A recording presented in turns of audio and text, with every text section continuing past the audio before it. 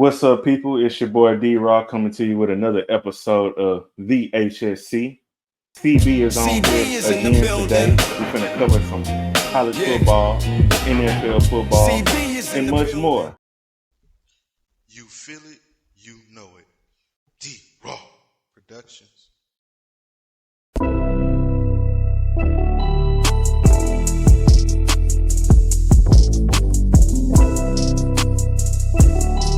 Houston Sports Connoisseurs brought to you by D-Raw.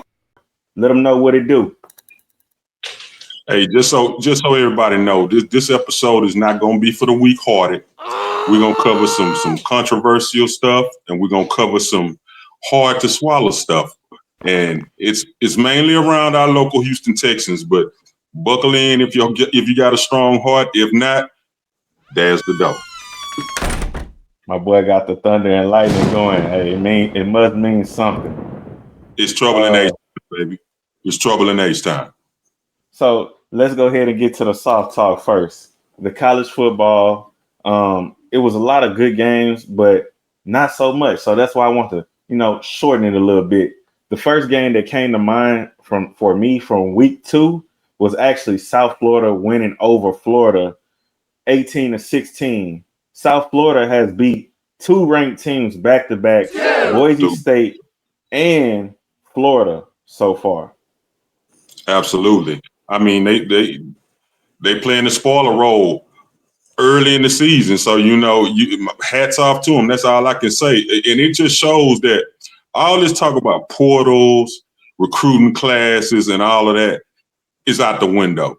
Bro, if you come out on that field and you got heart, any week, you can get a win.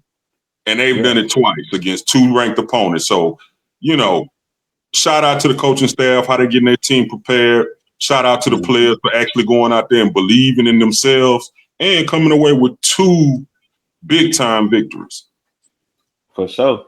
And, the portal actually been a big talk lately. A lot of these big-time coaches actually complaining again about the transition of, like, where the portal going in the future and stuff like that. But, now a lot of coaches are starting to actually like the portal because it gives everybody a chance to compete.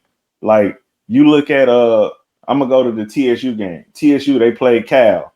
The first half, bro, they was competitive for the whole first half.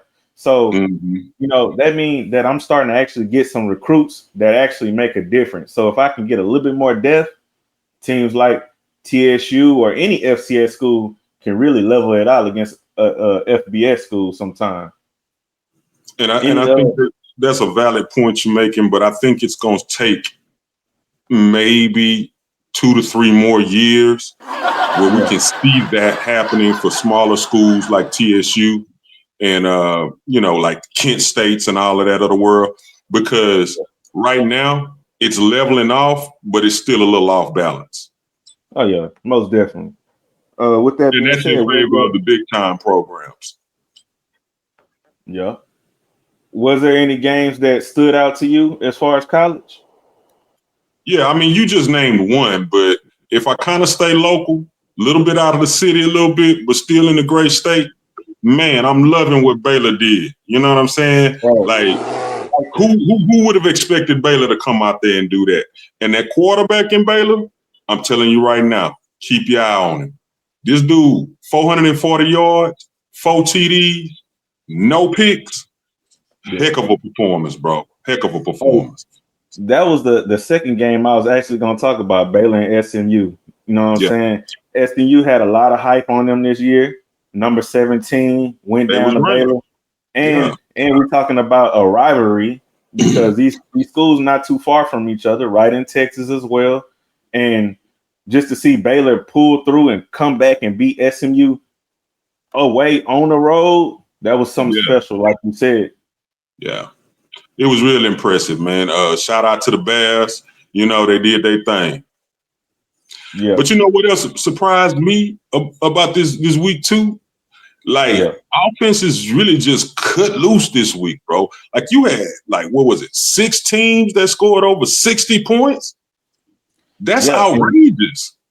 Bro, and speaking of 60 points, I was highly disappointed in Oklahoma State for letting Oregon hang 69 on them and them only responding with 3 points. It's like, come on, man.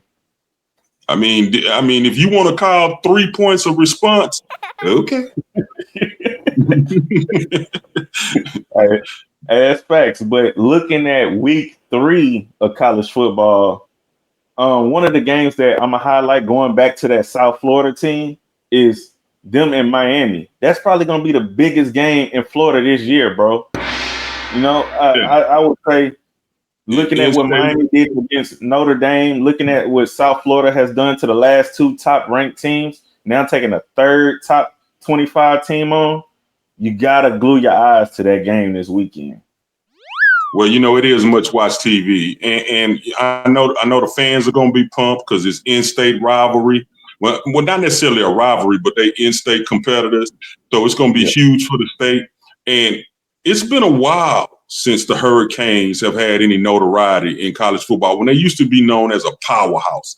So I know the Hurricane fans, all of the former alumni, they're going to rally behind these boys. They're going to show up, and it's going to be almost, not quite, but probably on the same kind of level as a Colorado game nowadays. You know what I'm saying? Yeah. It's going to be a lot of As hype. far as attendance. Oh yeah, bro. And the game is in Miami, so it's finna be a lot of hype. And Yeah.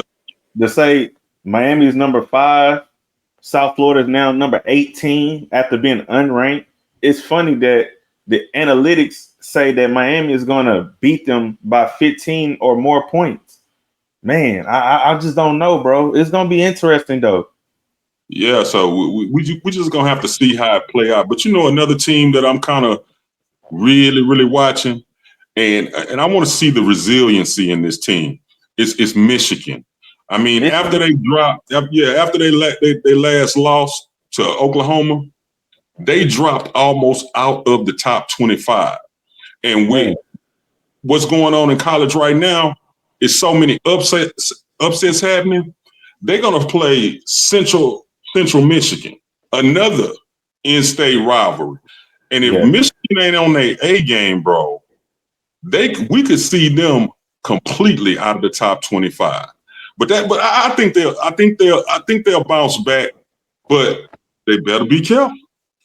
Look, if they don't bounce back, do you think Sharon Moore is gonna be on the hot seat, especially after like all the corruption they got going on from Harbaugh and the cheating scandal and stuff like that? Bro, let's just keep it a buck, as they say nowadays. He lose this game, he can pretty much just, hey, babe, load the car, pack the kids. No hot dogs this weekend. We out. Don't even wait for him to call you, bro. Be a man. Yeah. Walk it off. Walk that off, man. And I'm gonna tell you another game too that's gonna be a good watch.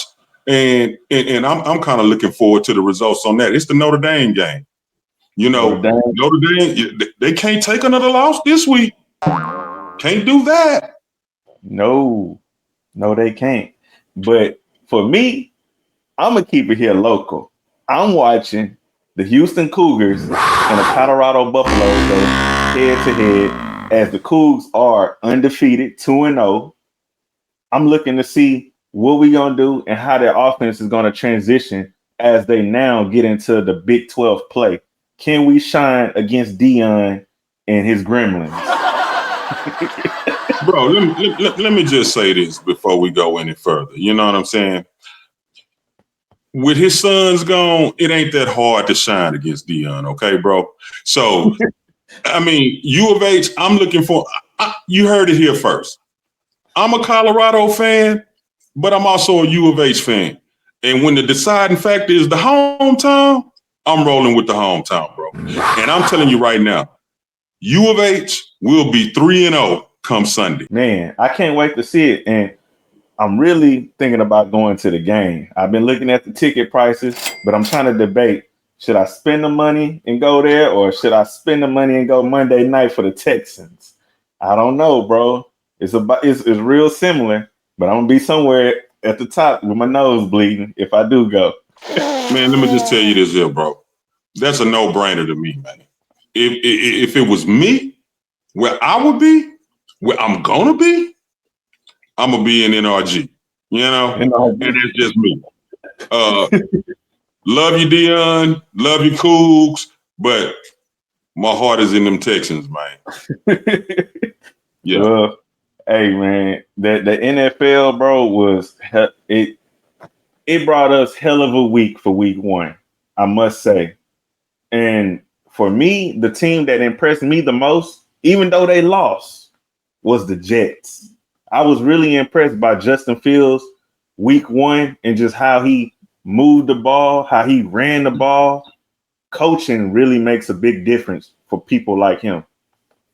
Yeah, absolutely. I agree, man.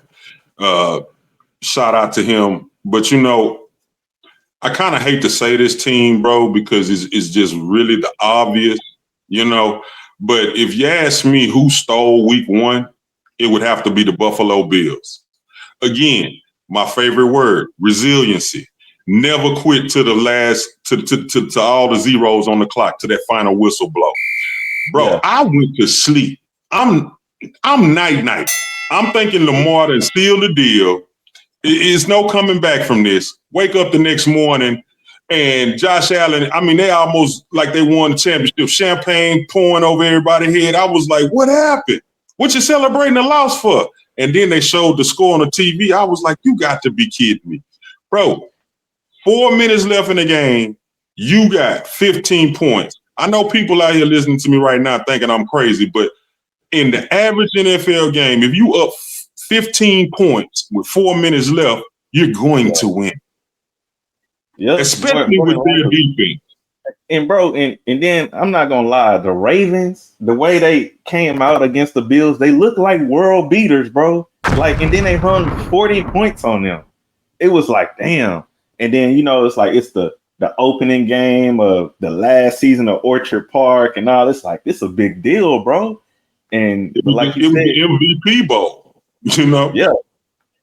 And then just to see, hey, shout out to the Cougs, man. See that boy Ed Oliver go out there and punch that ball out of Derrick Henry, bro, and force that fumble.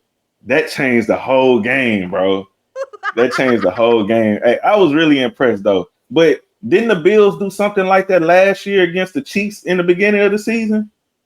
They did. Yeah, I'm about to say they come out strong. They got a lot of resiliency. But looking at that game, what do you feel like the Ravens are missing? Like composure. You say composure? I think composure. That's the only thing they was missing. Their defense was getting some stops, helping them keep a gap for the longest. The only thing was, as it got towards the end of the game, Harbaugh started with his play calling of conservativeness, and he should have mashed the gas. Now, given the fact of how Buffalo actually got back in the game, a fumble with Derrick Henry, you can't blame that on Harbaugh. And in that type of game, you want to ride your horse at the end of the game. That was just unfortunate, man. And you know what? I hope the Ravens don't let that get them down. They continue to go on this and have the season that everybody expects them to have. But they should have won that game. Most definitely should have won. Derrick Henry had 175 plus yards rushing. Come on. Zay Flowers had an amazing game. It was crazy. Hey, our boy D-Hop even got a touchdown. So you know, you see a lot of great sparks for the Ravens in that game, but you also see a lot of great sparks for the Bills as well. So it's going to be interesting moving forward. But that was hell of a week one from them two teams. It was a great game, bro. It was a great game. I hate I fell asleep. Yeah, you shouldn't have fell asleep on that one. But I'm going to tell you who's the overachiever for this week. Overachiever? Yeah. MF, Daniel Jones, dog. Daniel Jones stood out to me as an overachiever for the week for the Colts. He scored on every possession. Scored on every possession, bro. Hey, all that talk we did about Anthony Richardson, he lost his spot. Daniel Jones come in, and boom, he looked like a new person. We talked about Justin Fields making a difference with coaching. Now look at Daniel Jones. And honestly, it kind of got me a little worried. I know they played the Dolphins. The Dolphins didn't look that great either. But, man, I don't They know, didn't look bro. that great. The Dolphins didn't look that great. They stunk up the joint, bro. But I was saving my spiel on the Dolphins for something else later coming. But yeah, to go back to what you were saying about Daniel Jones, though, and you mentioned that you referenced coaching, what coaching can do for you. Yeah. Then that just proves my point even more so what I've been saying the past few weeks, probably the entire month of preseason. Anthony Richardson had those same coaches, right or wrong. Right. The question was asked, is he boom or bust? And I'm not going to stay on it too long, but you asked, is he boom or bust? And I said bust. And then Daniel Jones stepped right in with the same coaches, same program. They didn't change anything except the players. And has a phenomenal game that nobody projected. Nobody. Mm-hmm. Except drunk Willie Earl that's in the penitentiary, you know what I'm saying? About 5 years away from parole or something. I don't know. But yeah. I'm pretty sure Anthony Richardson didn't expect it either. But hey, it is what it is. Every year he prepped to be a better fullback than quarterback. He put on more weight, he put on more muscle, but he don't work on his throwing skills. He don't work on his accuracy. And that's why he's sitting on the bench now. And then after all that he do, he still come out there injury prone, bro. Like, you know, all the hype and love I had for AR when he was before he got drafted. Yeah, at Florida, before he got drafted and stuff like that. I'm highly disappointed in what he has become at this point of his career. Now, wait a minute. I feel like his grandmother right now. Ain't nobody going to talk about my baby but me. I do want to say one thing in his defense. Yeah. Prior to him coming out in the NFL, the word was around all circles that he needed a year to grow. He didn't need to come out and be thrown in the fire. That's the Indianapolis Colts fault, you know? So I'm hoping that he takes this time that he's on the bench and hones in on his skills, works on his craft. Don't let it get him down, because he still could be. He has the potential. His upside is still through the roof. He just needs some development time. Yeah, that's true.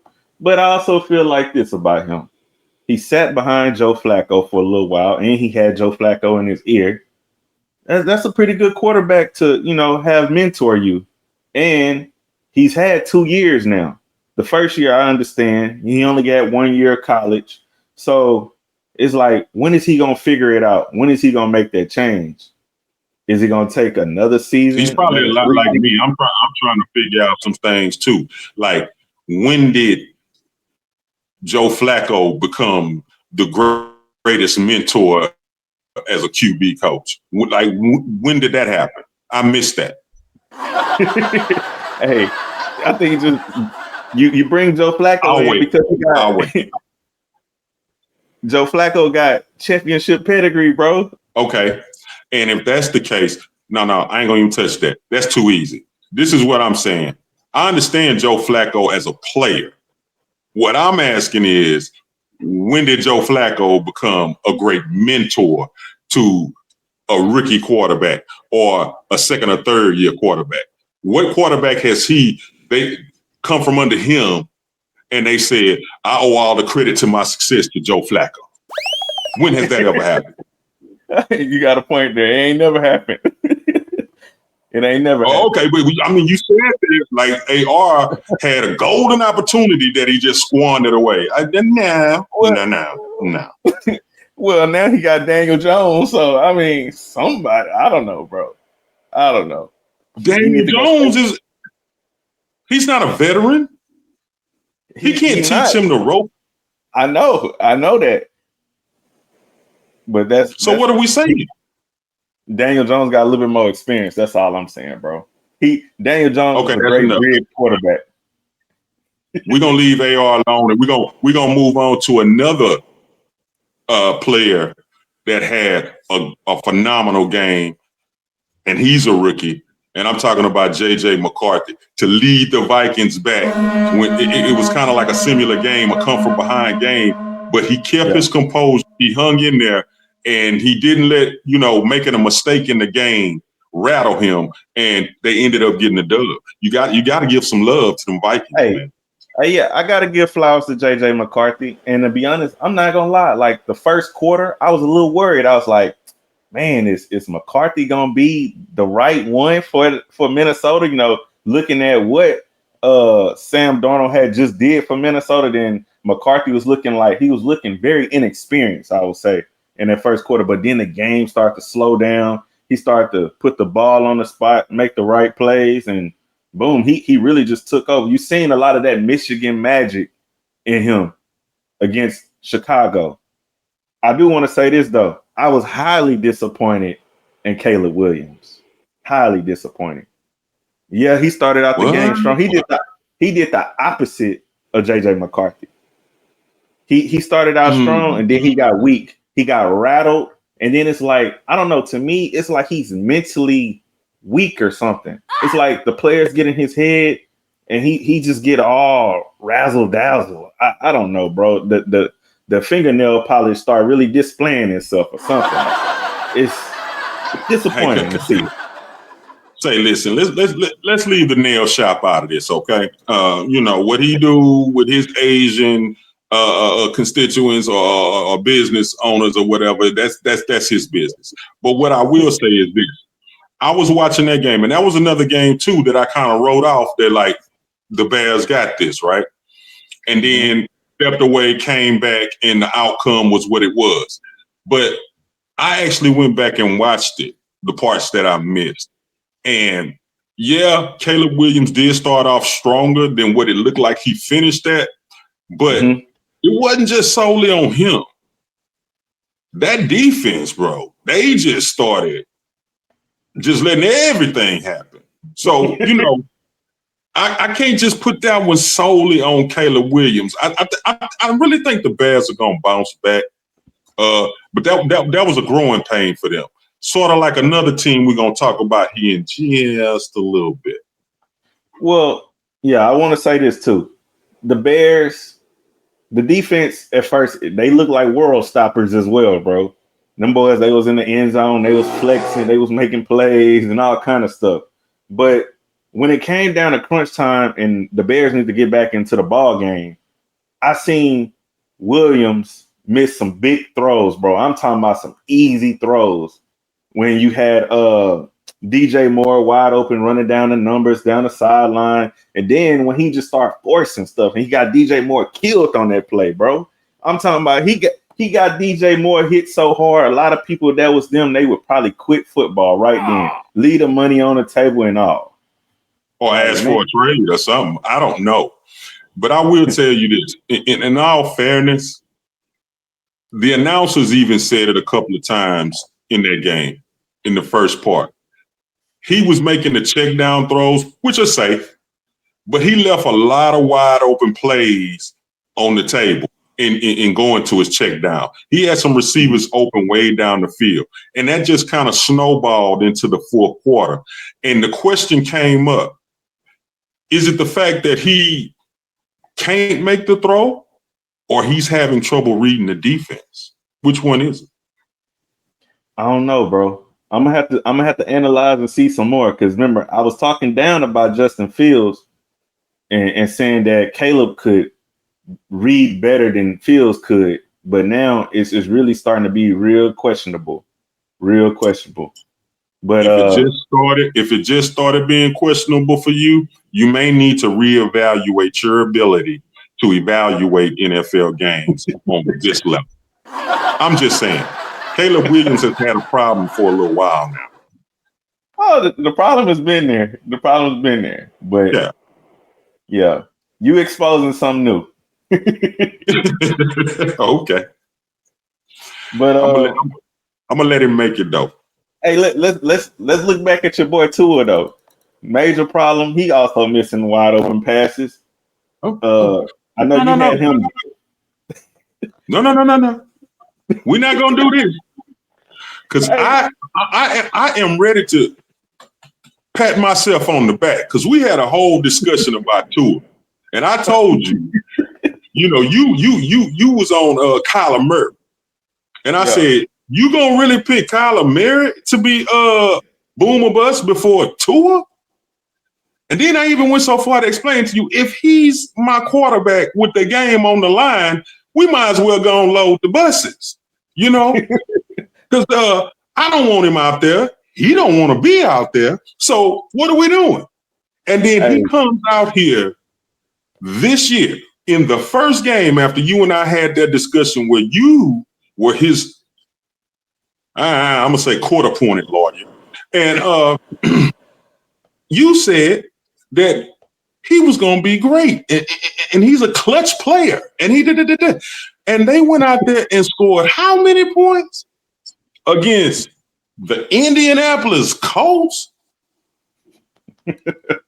He lost. A rookie took his team down the field and scored on every possession of that game. Tua is a seasoned vet, and he scored on one drive.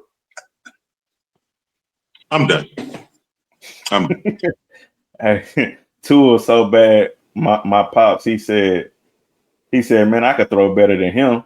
I'm talking about he's missing all kind of passes that 20 yards, 30 yards away. He said, I could do better than him. My pop's 60 years old. He said he can go out there and suit up and play better than Tua. And here's the thing. I detect a little hint in your giggle that you think that there's some type of deception in what your pop said. I would rather him have on a Dolphins jersey at this point than Tua. Oh, man. Go Pop. Well. Let's get on into the Texans. Sound like I smell a 10-day contract coming up. Somebody need one. It might be for Houston too, though. Houston might need a 10-day contract to sign somebody too. Hold on now. Let's not get facetious. Hey man, dude, we got to talk about them. But I'm gonna tell you what. I'm gonna start with the positive. All right, I'm gonna start with the positive. And for me, watching the Texans versus the Rams, the one thing that really stood out to me, bro, was Higgins. He played very well. He's going to be special. The offense will take off if the offensive line start playing much better or a little bit better, I want to say. And to be honest, Stroud actually looked better to me. He looked more athletic. He looks stronger somewhat. And I like his ability to get out the pocket. He looks like he knows when to run now, I want to say. You done? Go ahead. No, I'm not because I kind of totally agree with you. I'm gonna start with that last point you just said. You're right. CJ Stroud does know when to run. The only problem is with that, he doesn't know which way to run.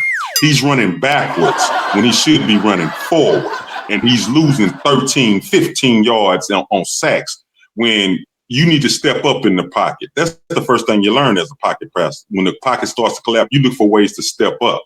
So, yeah, you're right. He is running a lot better. If that looks good to you, then let's keep it moving. Higgins. He was okay. Like I say, he's one of those players, I think he's going to come into his own, and we can take that as a bright spot. But that O-line, no, sir. You know what? This me and you, we do this thing. It's okay for me to be honest. I'm a man that's confident about himself. I cried. Okay? I said that. I cried. After that game, that O-line, that was the worst O-line we've had since 2002. And then the sad part about it is we had several injuries with that piece together makeshift line. So like going into week 2 now, I don't know what to expect from, because how do you get better if the guys that you had got hurt?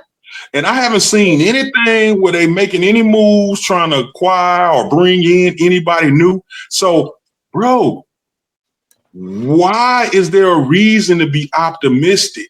And Blake Fisher, that's a second round pick. I ain't gonna lie. I was highly disappointed when he came in. I mean, first play where he had illegal hands to the face. I'm like, come on, Fisher. No. Illegal hands to the face is a 5-yard penalty. This man had a full-blown face mask for 15 yards, sir. All right. Either way, he was disappointing for the 3 plays he played. They took him right out, which was a good thing. They did take him right back out the game.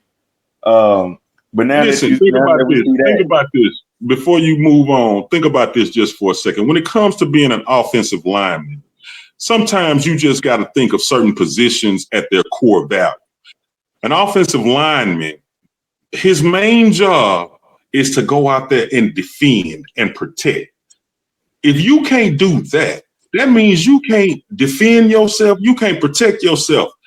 All you got to do is put your hands up and keep a dude from running around you. That's it. He can't do that. Hey, he say it's harder than what it appears to be. Apparently so. Watching him, I totally agree that may be what's going on in his head. Cuckoo. Anyway. Man, well, I would say this, bro. We talked bad about Nick Chubb saying he was gonna be half of what he used to be, but to me, honestly, Nick Chubb didn't look bad. The offensive line made him look bad, but 13 carries, 60 yards, 4.6 average, not bad for a first game. And seeing Nick Chubb, so it was the other guys like DP who really disappointed. He didn't do nothing worthwhile. Woody Marks, I feel like needed more touches, but Nick Chubb looked solid to me.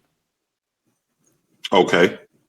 I totally agree with you on that. I mean, for him to come out there and put up 60 yards in his first game with a new team, new offensive line, a somewhat kind of familiar system, I can give him credit. Nick Chubb was not the problem at all. Yeah. But here's the problem with me. And it was a red flag when I first heard about it back in the preseason. Rumors started to come out that the actual offense that we were going to be running was a mirror to that of Bill O'Brien. And then we come out and we score the 3rd fewest points in the entire league this year after supposedly the focus was on offense this offseason. And you come out and score the 3rd fewest points out of all 32 teams. Bro, that hurts me, you know? And the penalties, like, to me, I understand the word they keep preaching is culture this and culture that. But these are undisciplinary penalties that they keep experiencing.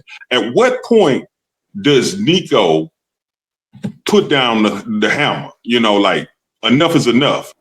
Then they come out in press conferences and kind of softly glaze over it and say, oh, we need to just control what we can control. I'm going to tell you what we can control. We can control where you work at. Either you get this fixed, hey. Hey, I'm just asking you real quick. And I want to ask everybody else that's watching too. Is this boom or bust? For D'Amico Ryan? For D'Amico? I was just about to ask you that, bro. It's been an issue. This is year 3, and every year the Texans rank in the top 5 as the most penalized team. And some teams like the Ravens is up there. But you look at the Ravens roster and what they have, they can handle that. But you look at the Texans don't have the talent to handle that when you got guys going down, injuries, you know, Tank Dell or Nico out this week, Joe Mixon out this week, and you still going out there playing bad football, holding calls, jumping off sides, not being disciplined for many various reasons. It's starting to really make a tally and take a toll on the Texans. So like thunder and smoke. I don't know, bro. Let me throw another little tidbit out there out your way. Do you know that there were 8 teams where the defense only allowed 14 points or less in week 1? All but one of the teams that did that won. Guess who the team was that did that and lost? The Texans. Exactly. You hold a team to 14 or fewer points, the algorithm for the week was you would win. The problem is they couldn't put up over 14 points on this new revamped offense and a new offensive coordinator that was supposed to be, the greatest thing since the invention of the wheel. Now, let me ask you this here. And this is the part that, when I had to go put my head down and grab a box of Kleenex. We fired Bobby Slowik because that offense looked just like it looked this past Sunday. And then for that to be the current and with a new offensive coordinator, it made me question, why did we fire Slowik? Yeah, because all you did was hide his cousin. Yeah, when you look at it being year 3 of Stroud and him having to learn a whole new offensive game plan over just for it to be Patriot way, it's kind of trash, bro. And for us not to see nothing explosive, and not for us not to even see the offense built around Nico Collins for him to even get the ball. Exactly. I was highly disappointed in the creativity of the offense and just the play calls all together. And then, bro, my thing is, why are they rotating all them running backs? They played like 5 running backs. They didn't have to do that.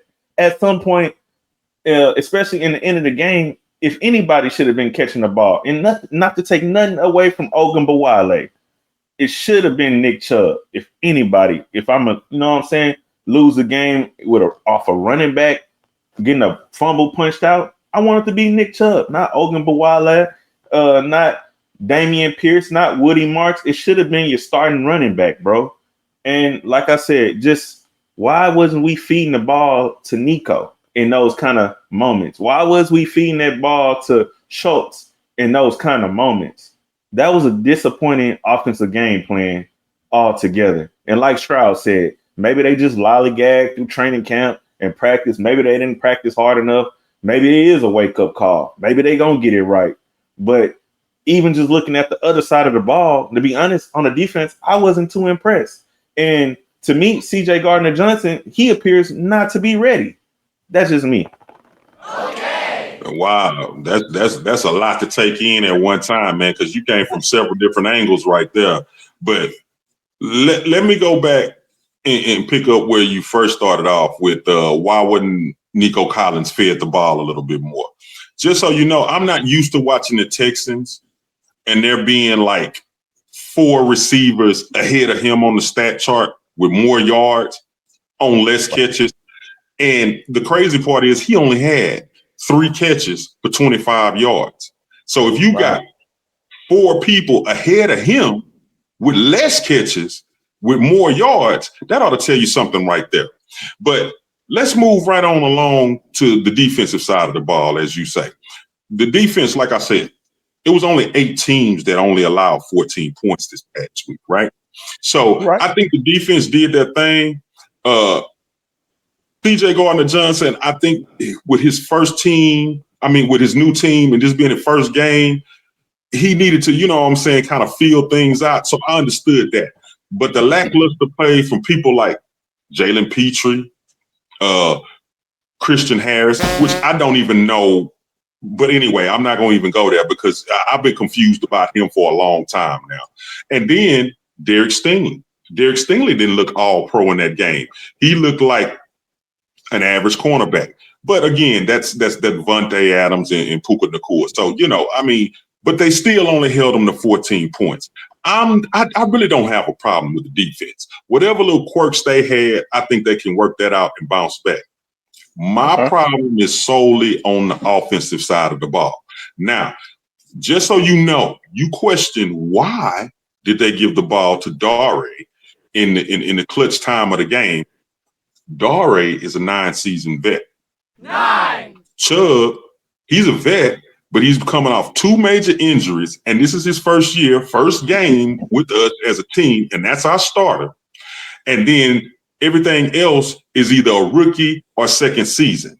Dare, 9-year vet, only had one, prior to the fumble in this game, only one fumble his entire career.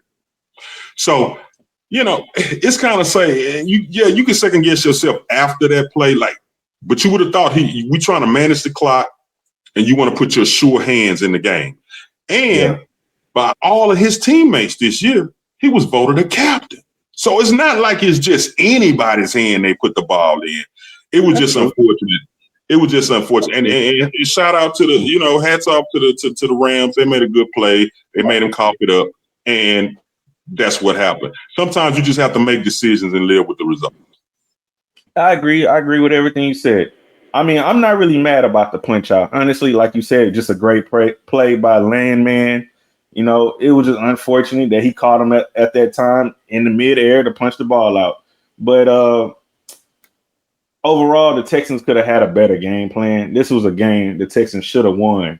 But moving on from week 1, which it is only week 1, so let's not, just be all shook up about everything. Looking at week 2, Monday night against the Buccaneers, how do you feel the Texans' chances are in that game going against Mayfield? Well, here's the thing. I do want to say this about Baker Mayfield. And it's a lot of different things that people say about him. But one thing you can never question is his heart. To me, he's the modern day Brett Favre. You know what I'm saying? He's going to come out there and he's going to sling it. He's not scared to make mistakes. If he makes a mistake, he shakes it off real quick, and he's going to keep competing at a high level. And he doesn't care who is on the other side of the ball. And that's to me is something that a lot of these young quarterbacks today can learn a lot from. Don't go out there and play timid. Don't be afraid to make a mistake. It's okay, but just keep coming back. That's what I'm not seeing from CJ right now. So heading into that game, especially with the status, the uncertainty on the O-line right now, I'm not super confident in these Texans, man.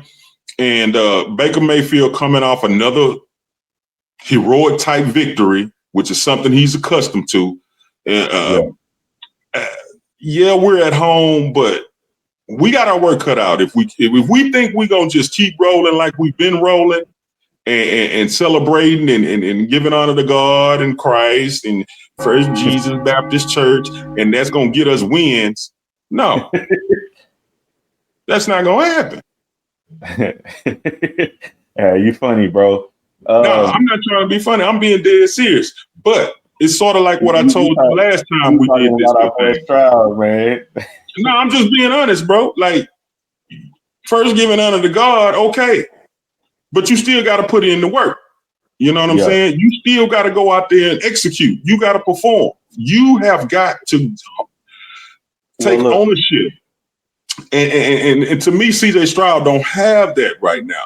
Like, when you see that line is breaking down like it is, you got to take over the game. That's what Baker Mayfield does. That's why his guys don't look that bad, because he'll take over a game. But I want to say this. I thought about it, and that was my disposition for most of this week so far. But then bright spot came to me from somewhere.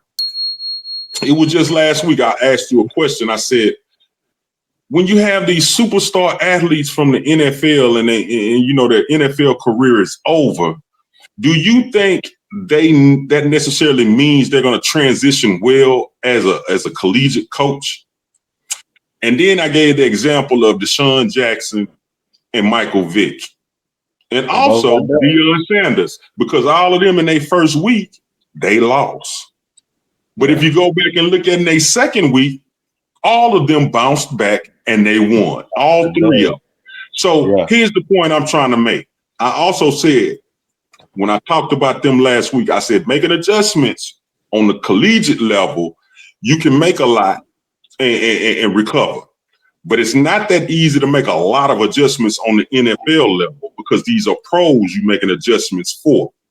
So Right. I'm asking you, can the Texans make the necessary adjustments to come back next week and come away with the W against a pretty proven team? Well, in my opinion, bro, I would say yes, they can. The main threat is Baker Mayfield. We know Baker Mayfield is not scared of getting in the end zone in any way, shape, or form. 3 TDs last week, and he was doing it on the ground as the leading rusher. If we can slow down the aerial threats, the receivers, Mike Evans, and some of the other guys they got that stand out, and our DBs can show up, I feel like we're going to be in a good room going at the end of Monday night, I would say. The Bucks do bring a solid defense though, so that's something else we got to worry about as far as our offensive line. But I feel like if Stroud can step up, get us into the end zone for the first time this season, we'll be all right. Force the Buccaneers to run the ball, get the ball out of Baker Mayfield hands, and we're gonna be in good company. Also, you got to think about this. The hopes of Barrios and Christian Kirk returning this week is looking pretty good. So with those hopes going up, the Texans really got a great chance of beating the Buccaneers. Okay, so that's 2 wide receivers that you are saying that if they come back, our chances kind of go up in winning that game. But my only problem with that is, what good is having all the wide receivers in the world if you can't get them the ball?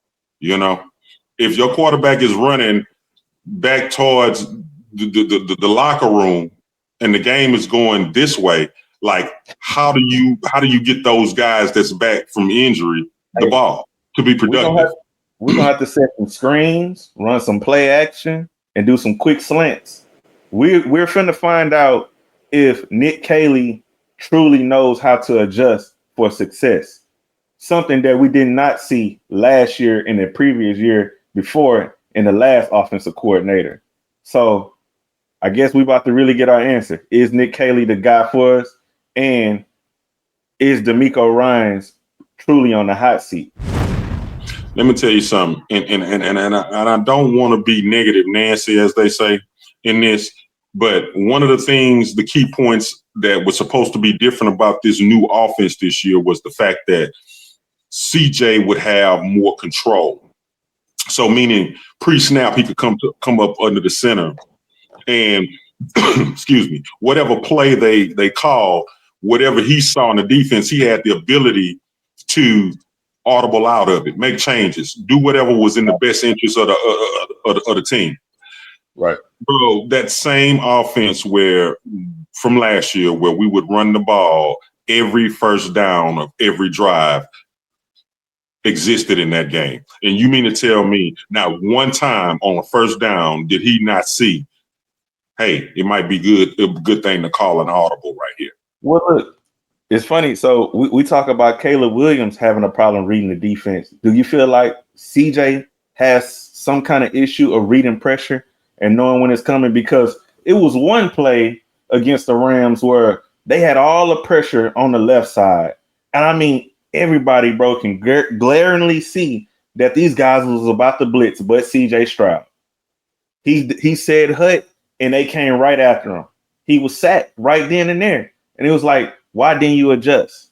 Why didn't you see that? And like you said, he supposed to have more control at the line.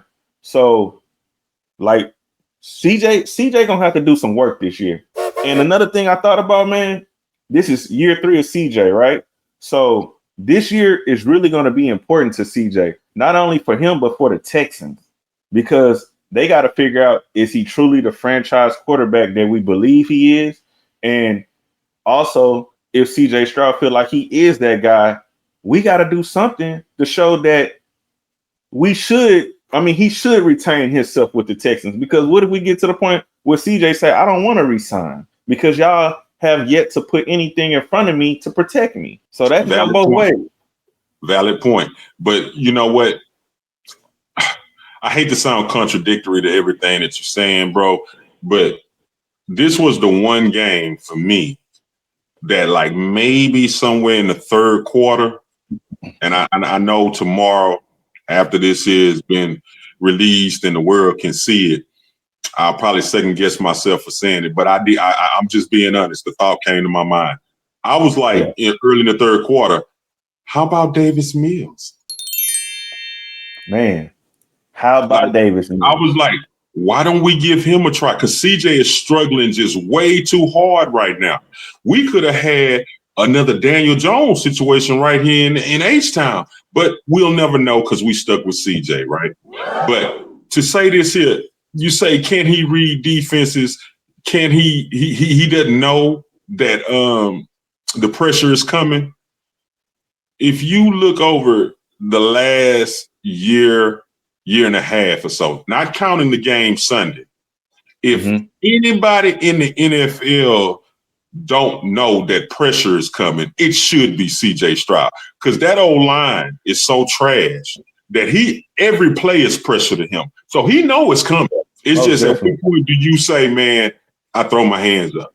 I don't know, bro. I don't know. But so who you picking out of the Texans and the Buccaneers? I'm picking the Texans. I'm always going to ride with the home team. I'm going to say 17-14 Texans. We get 2 touchdowns, kick a field goal, win the game. Kind of like last year when we played them. It's going to be a close one. All right. Well, for me, man, I just didn't feel confident in making this pick on my own.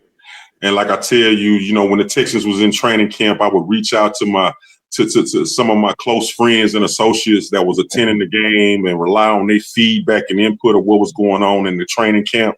So for this pick right here, I'm reaching out to another friend of mine. And I'm actually, kind of springing this on you at the last minute, but I've invited him here to the studio to be a guest member today. And I'm talking about none other than the original D-O-double-G. Snoop Dogg is in the building, baby. And he helped me with this pick. Who we riding with, Snoop? Huh? All right, I'll let him know. Snoop Dogg stopped by fresh off a 20 sack and said that the H-Town Texans will rebound and win the game 23-16. Let's go. You heard that from Big Snoop D-O-double-G, baby.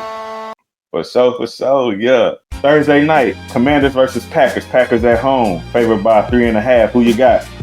Packers. Jaguars, Bengals. Cincinnati, 3.5, favorite. Who you got? Bengals. Giants, Cowboys. Dallas, favorite, 5.5. Who you got? That other team from Texas. Bears and Lions. Detroit, favorite, 5.5. Who you got? Man, that's going to be a hard one. If the same Caleb Williams showed up last week, I'm definitely rolling with them Lions. Rams and Titans. Rams favorite, 5.5. They beat us, they beat the Titans. They in our division. I don't want them to win. Rams. Patriots and Dolphins. Miami, favorite, 1.5. Patriots. Niners and Saints. San Francisco favorite, 2.5 in New Orleans. Yeah, but 49ers got a lot of injuries. But the history with those two teams, the 49ers have won quite a few games against them, especially when they used to be in the same division. So 49ers. Bills and Jets. Buffalo favorite in New York by 6.5. Ooh, that's gonna be a good one. But I'm gonna keep. I like going to the magic shows, bro. I'm gonna keep riding with Josh Allen in the Bills. All right. Seahawks and Steelers. Pittsburgh favorite, 2.5 at home. That's gonna be a tough one too. But I think the Steel Curtain get it done. Browns and Ravens. Baltimore.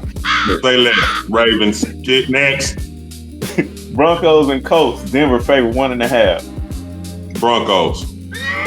Panthers and Cardinals. Arizona favorite by 6.5. I think this might be the week that Bryce Young go ahead and just still not figure it out. Yeah. Panthers lose. Yeah. Eagles and Chiefs. Philly, 1.5. That's a good one. But in my world, the way I came up, you the champ until you're beaten. So I'm gonna roll with the Eagles on that. Falcons and Vikings, Sunday night, 3.5, Minnesota. I think JJ McCartney gonna put on a show for the home crowd, man. It's Vikings. That's interesting. Then we got our Bucks and Texans. We already know. We already picked the Texans to win. And then the last game for Monday night, Chargers and Raiders. Absolutely. Yeah. Shout out to the Vegas Raiders. They had a heck of a game last week, but I think they get their first introduction to the agony of defeat this week. I'm going with the Chargers. Okay. So, what team do you think is going to shine in week 2? Team that's going to shine in week 2. The Ravens. They got a bitter taste in their mouth, and they coming out to knock somebody out. Bro, I'm riding with the Jets. I think the Jets going to shine this week against the Bills, especially with the Bills coming off that win against the Ravens. They won't expect that tough level of competition in week 2. Why doesn't that surprise me? I mean, you've been a Sauce Gardner fan since he was drafted. So, I mean, I kind of get that. But you know what? What's chicken tenders without the sauce? let me help you. It's the Jets, and they're not going to beat the Bills. And they're not going to beat the Bills. Hey, I guess time will show, and we will see. But in closing, I got to say this. By mid-season, one of the preseason top 10 college football teams will already be completely out of the playoff picture. And it won't be because of injuries. They're simply just overrated. And in the NFL, I'll double down. One of last year's division winners is going to finish dead last in their division this year. So who do you have? Me? I got Detroit will be last in their division this year, in my opinion. That's because they lost Ben Johnson as an OC, and they lost Aaron Glenn, former Houston Texan. And when I look at the college side, I'm riding with Illinois because they ranked at number 9 right now. And Illinois is always going to disappoint in college football, in my opinion. They're going to be out the playoff picture in college before you know it. Mark my words. Man, you know, if a person had the ability to actually predict these questions you're asking right now, they should be at every betting booth in Vegas right now, because you know they would be billionaires. Bro, the college is so up and down right now. I don't have an answer for that. I'm just gonna be honest with you.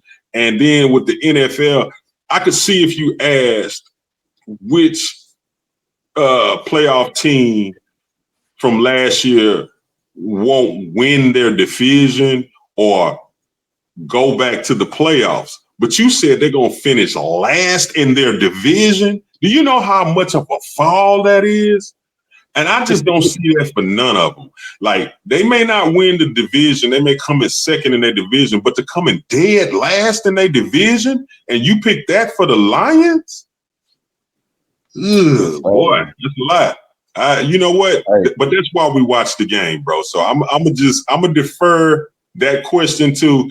I'm gonna be a spectator of you on that question, and I want to see how this season plays out. Because if that actually happens, bro, that man is not on the hot seat; he's on the out. You hear me? Hey, you don't make the playoffs. You don't win your division. You don't come in second or third in the division. You come in dead last. No way you keep your job. No way. Get out. Hey,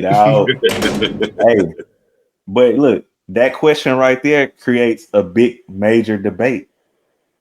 So people, think about it. Will the team that won the division last year be last? Will a team that's in the top 10 right now by midseason be out the playoff picture completely? It's a great debate. Ask your friends. Well, let's wrap it up, bro. Well, look here, people. I would like to know personally. You know, we talked about the Texans in great depth on this particular episode, and we talked about some things that let us down, some things that remain the same, this, that, and the third. I want people to chime in and share with us. What do you think is needed to be, the fix for the Texans right now? Is it C.J. Stroud? Is it the O-line? Is it the OC? Is it the defense, as Dion said? Or is it actually, I don't know, D'Amico? Let us know. We're looking forward to hearing from y'all. Oh, yeah. And with that being said, people, don't forget to subscribe to the Houston Sports Connoisseurs podcast. Thank you for listening. Like, comment, and subscribe. Once again, peace out. Peace.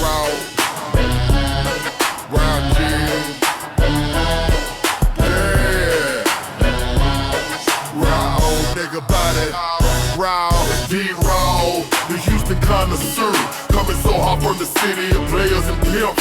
I can call all the plays on a Friday night. By Saturday morning, the H gon' know my name. Hop on the mic, drop and take so hard you couldn't resist this game. From the south to the north, by Sunday night, y'all gon' know me. Worldwide, Texas to Cali. Beating down the block while you listen to me. Don't forget to feel when you're rocking with HSC. If you feel it, you know it, y'all.